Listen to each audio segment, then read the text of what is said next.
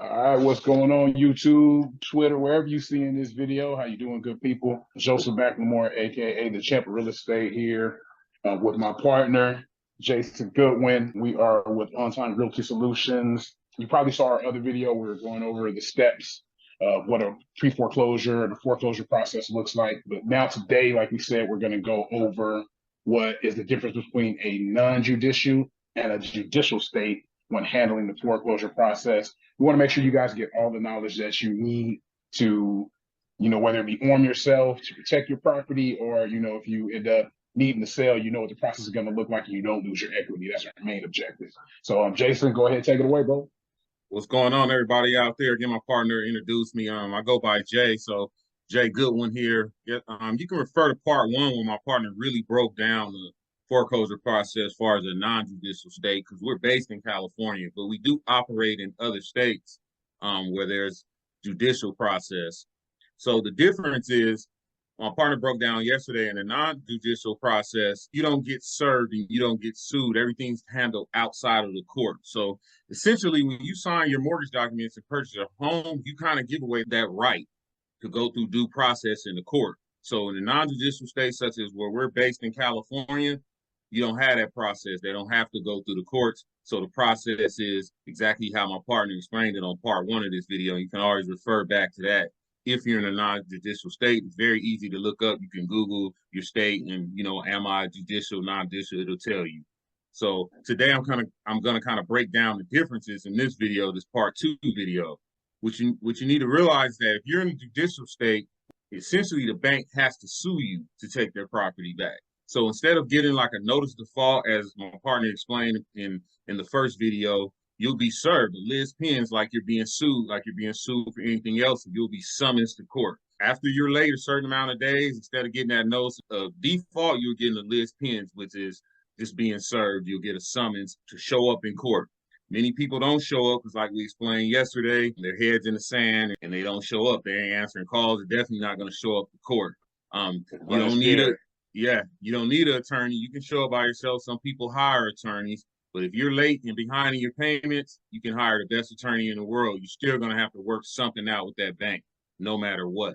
So, and then the timeline's a little different because, it's court. So you already know how getting sued, so it can be drug out. But just keep in mind that while you're dragging it out or whatever, all those fees are still accumulating. So just because the process is longer in a judicial state does not mean that it works in your benefit. Doesn't make it easier because you're, like you said, you're accruing more fees, more interest, more back payments, all of that stuff. Right. And in judicial states, banks are less likely to work with you because it's kind of already a headache. Even though they have to pay a trustee, it's still not the same as going through a court process, have to wait, summons to appear, because you'll get a summons, which you'll get certified mail, and you actually get a regular mail to appear in court.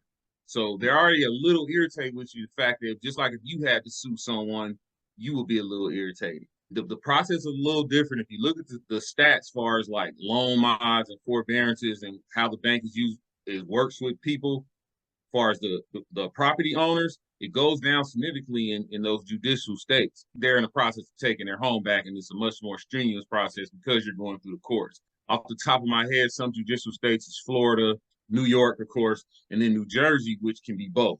Depending on the lender, they can even do the non-judicial or they can do the judicial. It's up to them. Normally, they'll do the judicial because it's just easier for them. But depending on the process, it can go the other way. So in those states, I've seen it drug out. I've heard of cases. I've seen cases where it's drug out a year or two, sometimes longer than that. It's all going to end up in the same predicament when it comes down to it, whether it's 2 years from now or either 2 months. If you don't have the money to get current or don't work out something with that bank, you're just digging yourself a hole. So we just wanted to do part two of this video. So just to tag team on what my partner discussed yesterday as far as the non-judicial part of it, we can help on all of it. So just the same yesterday, our contact information, our email and all that will be down at the bottom if you do want to reach out and get some advice on how you can talk to the banks and how you can try and negotiate and try to keep your home. If not, if you want a fresh start, we can also help you with that. So that's what this part two is about, just explaining the difference, because you hear people say, oh, you're in a judicial state, you're in a non-judicial state. You'll hear those terms, and or the foreclosure process seems to go different. Like, oh, I didn't have to go to court. It's just because you're in a different state than someone else. You might have had a relative that lives in Florida and you're in California. You guys' process is going to go Totally different totally different, process. totally different. So we just wanted to break that down to you guys in this part 2 of this video. Part 3, we're going to break down the differences and give you the options that you have. A myth out there is that bankruptcy stops foreclosures. That's what we'll cover in part 3 too, along with the difference between a forbearance, a loan modification, also known as a loan mod, or a repayment plan. People lump those together, but they're not the same. They're handled different. The paperwork is different. Everything's different. And then the fourth option people often think about is bankruptcy. And I just want to break that down. The bankruptcy does not stop foreclosure. It just delays it. It just kicks the rock down the road, and it gives you a little more time to maybe work something out. So you would have figure out what you want to do next. Right. Exactly. Mm-hmm. So you would have to figure out what's the best scenario for your situation.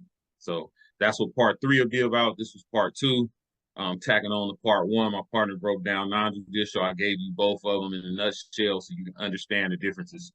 Yeah, and that's the biggest thing, guys. If you are seeing this, just remember, like, this knowledge is power. We spoke about it before.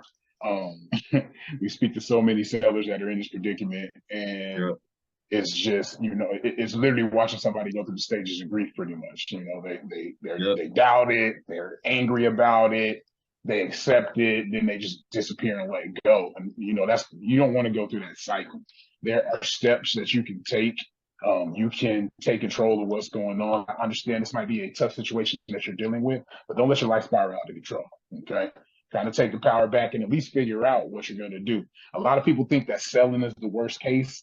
And at the end of the day, selling is not the worst case. A bankruptcy could be worse, depending upon how it's handled or whatnot. So, foreclosure on your credit, like there's so many things worse than losing the house. Just remember, I understand you may have memories, you may have sentimental value attached to the house, but remember, it's a house. It's 4 walls and a roof.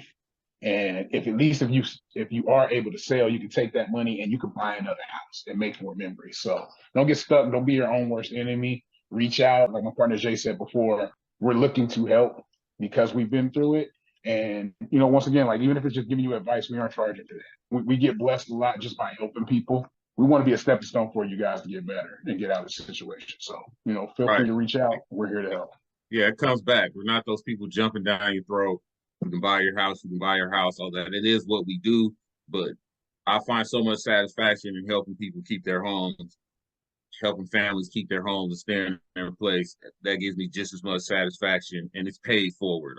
You get referrals from it, all types of things. So we have no problem, like my partner Joseph said, helping you with those things. I'm an unlicensed real estate investor. He's a licensed realtor. So we work well together, the best of both worlds. So like I said, our information will be below. If you want to contact us, if you're in this situation or think you might be getting this situation, again, no matter what state you're in, the best thing to do is to act fast when it comes to dealing with banks. Because the longer it goes, the more it pushes you in a situation. So again, this is part 2, and I told you what we'll be going over in part 3, more of your options when you're in that situation. All right, perfect, man. Hey, so yeah, we look forward to hearing from you guys, and we'll see you guys on the next video. Take it easy.